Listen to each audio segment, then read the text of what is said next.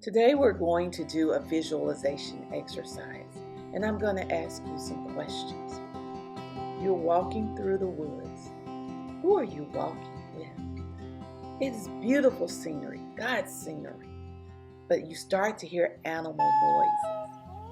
What type of animal is it? What do? Now you come into a clearing and you see a house sitting in the clearing. You begin to start looking around and you enter the house. As you enter the house and walk further in, you notice a table. What is on that table? What is around that table?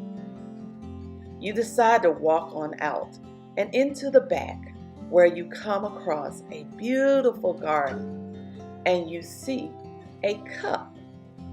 What is that cup made out of? You notice and study it for a moment and decide to continue on your walk. As you're walking, you come across a body of water. What type of body of water is it? A lake, a river, a pond? You must cross it. How wet do you get as you're crossing it? Now let's take a look at your answers.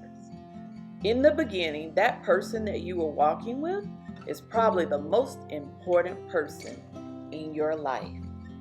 The animal is representative of your problems. And how you approach that animal, it shows whether you feel that those problems are great or small. If you felt the animal was aggressive, then you may have more of an aggressive personality type.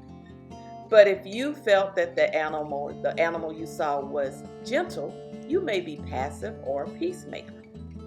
The house was indicative of your ambition. Do you have great ambition? Or are you struggling with ambition right now?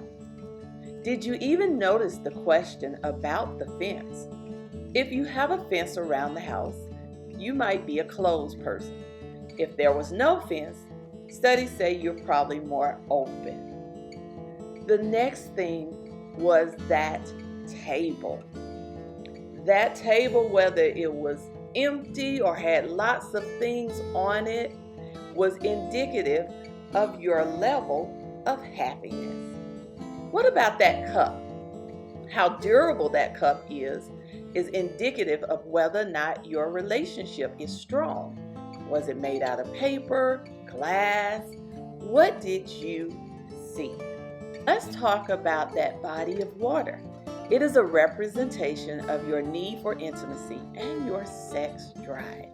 Depending on how large that body of water is, may be an indication as to your value for intimacy.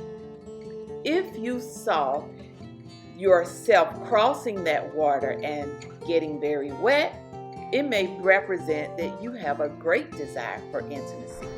If you did not get that wet when crossing, however, maybe not so much.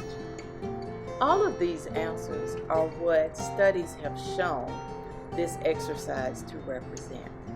But it may have been very difficult for you to have these answers because there was a lot of visualization thrown in. For instance, it may have been difficult to see anything other than a glass cup on that table. And because the house was not open, you may have had difficulty visualizing something beautiful.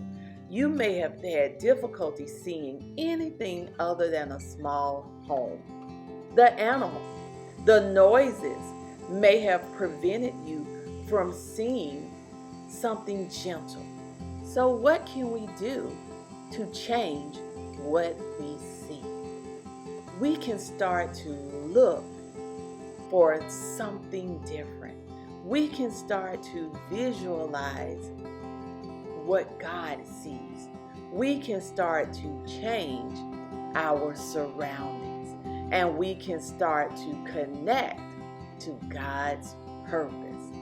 It may be challenging at times for us to see the beauty in our surroundings. It may be more challenging when the news is bombarding us with negativity. But I want to challenge you to see something different. I want you to breathe in. Now breathe out.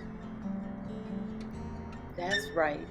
Let God breathe into you and show you, as a kingdom-minded entrepreneur, all of the strategies that you need in His Word. You are to write the vision and make it plain. Write it on tablets so that you can run and you can build what God has called you to build. Now breathe in, breathe out. We are to change not only what we see, but what the world sees. We are to make great impact and to be those type of visionaries and kingdom-minded entrepreneurs that can see further than their eyes can even look. As a kingdom-minded entrepreneur, see the vision, take action, and change the world.